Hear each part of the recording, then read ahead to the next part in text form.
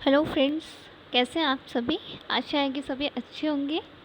तो आज हम पढ़ेंगे उलगुलान महाविद्रोह या मुंडा विद्रोह या महान हलचल विद्रोह। ये तीनों एक ही हैं। तो मुंडा विद्रोह राजनीतिक, सामाजिक, धार्मिक स्वरूप से युक्त था। इसका लक्ष्य शोषण मुक्त समाज की स्थापना करना, अकाल एवं बीमार से पीड़ित लोगों की सेवा करना तथा कर्म कांडों से हटकर ऐश्वर्यवाद पर बल देना था। साथ ही ब्रिटिश सरकार को भी किसी प्रकार का कर ना देकर एक मुंडा राज्य की स्थापना करना था। आइए स्टार्ट करते हैं इसकी आगे। इसका क्षेत्र इसका क्षेत्र छोटा नागपुर क्षेत्र में हुआ था। ये सन 1899 से 1900 में हुआ था। इसका नेतृत्व बिरसा मुंडा ने किया था। इसका कारण, इस विद्रोह की शुरुआत मुंडा जनजाति की पारंपरिक व्यवस्था खूंटी कटी की जमींदारी व्यवस्था में परिवर्तन के कारण हुई। बाद में इसका परिवर्तन बिरसा के धार्मिक व राजनीतिक आंदोलन के रूप में हो गया। बिरसा ने अंग्रेजों को करों और साहूकारों को ऋण या ब्याज का भुगतान न करने के लिए जनता को संगठित किया। इस राजनीतिक कार्यक्रम के प्रमुख बिंदु निम्न थे। नंबर 1, सरकारी नियमों एवं सरकारी कर्मचारियों की अवहेलना करना।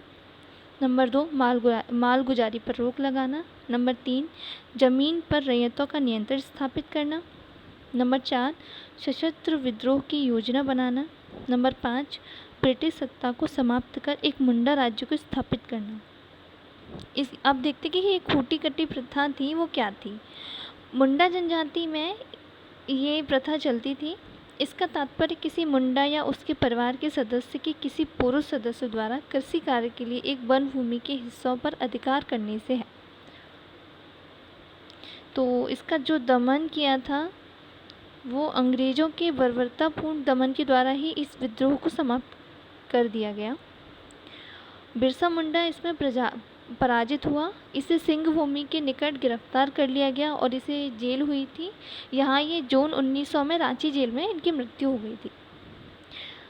अंग्रेज़ों ने इसके बाद 1908 में एक कानून बनाया जिसे हम छोटा नागपुर काश्तकारी कानून के नाम से जानते हैं।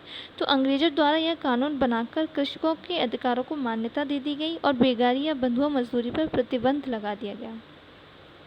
अब जानते हैं कि ये बिरसा मुंडा कौन थे, इनके बारे में जानते हैं। तो बिरसा मुंडा का जन्म 1875 को हुआ। ये मुंडा जनजाति के थे।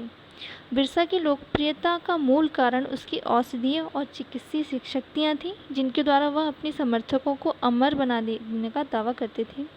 बिरसा मुंडा को धरती बाबा भी कहा जाता है।